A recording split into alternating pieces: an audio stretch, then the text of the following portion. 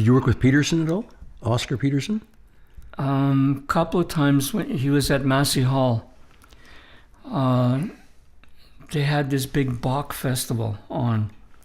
And the first part of the evening was Toronto Symphony concert, and then afterwards it would be a smaller group. So it was like we had one night was the Swingle Singers, and then this one night was Oscar Peterson's trio. So they did a thing with the symphony, and then afterwards they did a set just with the trio.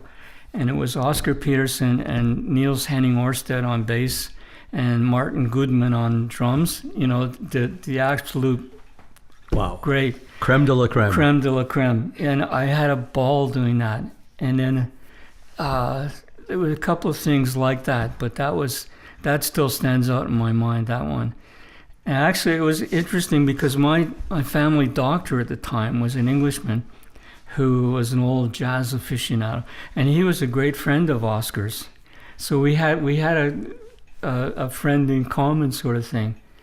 But I can remember Oscar coming and sitting in the control room at Thompson Hall was not that big, so he'd come in to hear playback, and because we also did, the other time we worked together was when they did Toronto Symphony with Oscar, was for the opening of the Sky Dome, and we pre-recorded that track. 1989. That's right.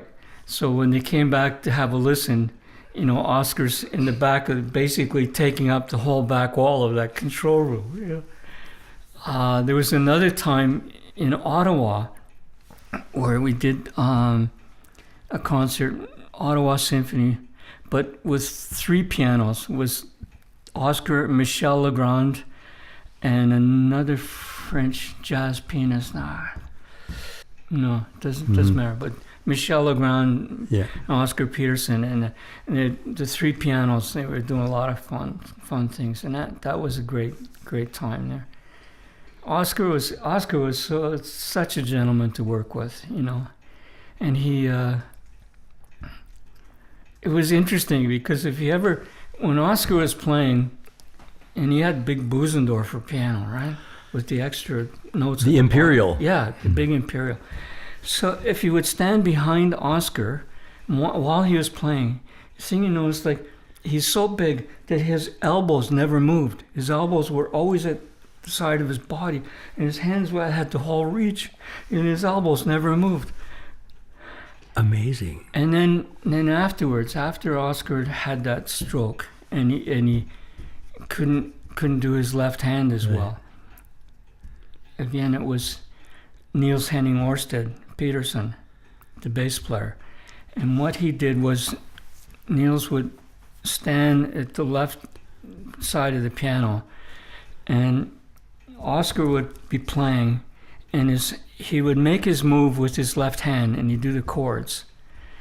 And Niels Henning Orsted basically was following Oscar's hands to fill in the bass chords that Oscar couldn't quite get out.